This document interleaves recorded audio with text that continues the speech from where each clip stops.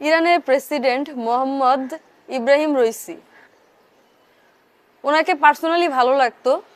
Cause হচ্ছে গিয়ে সে দেখতাম যে ইসলামের হয়ে স্ট্যান্ড নিত, এই জিনিসটা ভালো লাগতো। নর্মালি এরকম সাহস হচ্ছে অনেক কান্ট্রিতেই পায় না, যেমন আমাদের বাংলাদেশেও কিন্তু অনেক জায়গায় হচ্ছে গিয়ে ইসলাম নিয়ে হচ্ছে কি স্ট্যান্ড নিবে এরকম হচ্ছে নেতা নেত্রী, এই টাইপের হচ্ছে খুবই কম পাওয়া যায়, খুবই কম পাওয়া যায়।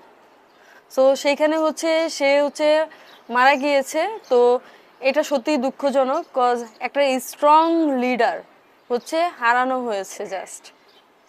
আর সব থেকে বড় হচ্ছে তার যে হচ্ছে যে দুর্ঘটনা, এটাকে আমার কেন জানি মনে হয় এটা হচ্ছে অবশ্যই সাজানো।